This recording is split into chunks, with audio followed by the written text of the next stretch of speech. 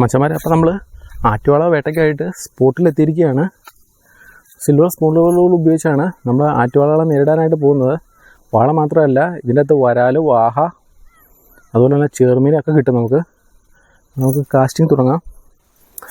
പുഴയുടെ നല്ല ആഴമുള്ളൊരു ഏരിയയാണിത്. അതുകൊണ്ട് തന്നെ മൊത്തം വാഹകൾ ഇവിടെ ഉണ്ടെന്നുള്ള കാര്യത്തിൽ ഒരു സംശയവും വേണ്ട. വാഹകളല്ല നമ്മുടെ മെയിൻ ടാർഗറ്റ്, ആറ്റുവാളകൾ തന്നെയാണ്. നമുക്ക് കാസ്റ്റ് ചെയ്യുകയാണ്. പുഴയുടെ ആഴം നമ്മൾ ശരിക്കും മനസ്സിലാക്കിയിരിക്കണം. ആഴം കുറവുള്ള ഭാഗമാണെങ്കിൽ നമ്മൾ സ്പൂൺ ലൂറുകൾ അധികം ഡീപ്പിലേക്ക് വിടരുത്. ഇതിൻ്റെ ഹുക്ക് ഓപ്പണാണ് ബാക്കിൽ. അതുകൊണ്ട് തന്നെ അടുത്തട്ടി പോയി ഇത് ഉറക്കാനുള്ള ചാൻസ് വളരെ കൂടുതലാണ്. മെല്ലെ നമ്മൾ റിട്രീവ് ചെയ്ത് എടുത്തുകൊണ്ടിരിക്കുകയാണ്. ഏത് സെക്കൻഡ് വേണമെങ്കിലും നമുക്കൊരു തീബാറും സ്ട്രൈക്ക് നമ്മുടെ ചൂണ്ടയിൽ പ്രതീക്ഷിക്കാം. ഫാൻഡ സ്നാപ്പിൻ്റെ റോഡും അതുപോലെ തന്നെ സഫീന പ്രോവിൻ്റെ റീലുമാണ് നമ്മൾ ആറ്റുവാള വേട്ടയ്ക്കായിട്ട് ഉപയോഗിച്ചുകൊണ്ടിരിക്കുന്നത്. ഒരു ലീഡ് ലൈൻ കൊടുത്തിട്ടുണ്ട്. അത് ഈ വാളകൾ ചിലപ്പോൾ അടിച്ചു കഴിഞ്ഞിട്ടുണ്ടെങ്കിൽ നേരെ അടിച്ചു കുത്തി കല്ലിൻ്റെ ഇടയിലേക്കൊക്കെ പോയി കയറാൻ ശ്രമിക്കും. ആ സമയത്ത് നമ്മുടെ ബ്രൈഡ് കട്ടായി പോകാതിരിക്കാൻ വേണ്ടിയിട്ടാണ് നമ്മൾ ഇങ്ങനൊരു സംവിധാനം ചെയ്തിരിക്കുന്നത്. അപ്പോൾ നമ്മൾ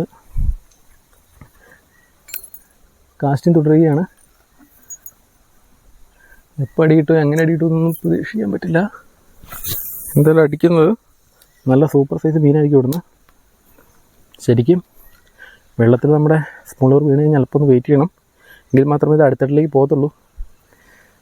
അതുപോലെ തന്നെ നമുക്ക് പരിചയമില്ലാത്ത സ്പോട്ടാണ്. ആഴം കുറവുള്ള സ്പോട്ടൊക്കെ ആണെങ്കിൽ അധികം സമയം വെയിറ്റ് ചെയ്യാൻ നിൽക്കരുത്. അങ്ങനെ വെയിറ്റ് ചെയ്തുകൊണ്ടിരുന്ന് കഴിഞ്ഞിട്ടുണ്ടെങ്കിൽ നമ്മുടെ സ്പൂൺ ലൂർ അടുത്തട്ടി പോയി നൈസായിട്ട് ഉടക്കി പോവും. സ്പൂൺ ലൂർ ഉടക്കി പോയി കഴിഞ്ഞിട്ടുണ്ടെങ്കിൽ പിന്നെ അത് കിട്ടില്ല. കാരണം ഇതിൽ വരുന്ന ഹുക്കുകൾ നല്ല ഷാർപ്പായതുകൊണ്ട് എവിടെ ഉടക്കിയാലും അവിടെ കടിച്ചു പിടിച്ച് അങ്ങോട്ട് നിൽക്കും. പിന്നെ നമ്മൾ എത്ര ശ്രമിച്ചാലും ഒരു കാര്യമില്ല. അപ്പോൾ നമ്മൾ ഓരോ സ്പോട്ടുകൾ മാറ്റി മാറ്റി പരീക്ഷിച്ചുകൊണ്ടിരിക്കുകയാണ്. എവിടെ നിന്ന് വേണമെങ്കിൽ നമുക്ക് സ്ട്രൈക്ക് പ്രതീക്ഷിക്കാം. സ്ട്രൈക്കിന് വേണ്ടിയുള്ള കാത്തിരിപ്പിലാണ്. തൊട്ടപ്പുറത്തൊരു പരുന്ത് കൂടുണ്ടാക്കാൻ വേണ്ടിയിട്ട് മെറ്റീരിയൽസൊക്കെ ആയിട്ട് പോകുന്നുണ്ട്. ഇവിടെ അടുത്ത് തന്നെ പുള്ളി കൂട് സെറ്റാക്കുന്നുണ്ട്. അപ്പോൾ നമുക്ക് നമ്മുടെ വേട്ട തുടരാം. നല്ല തിളക്കമുള്ള സിൽവർ സ്പൂൺ ലൂറുകളാണ് നമ്മൾ കാസ്റ്റിംഗ് വേണ്ടി ഉപയോഗിക്കുന്നത്. പണ്ടൊക്കെ വാള പിടിക്കാനായിട്ട് ഗോൾഡൻ സ്പൂൺ ലൂറുകളാണ് പ്രധാനമായിട്ട് ഉപയോഗിച്ച് പോന്നിരുന്നത്.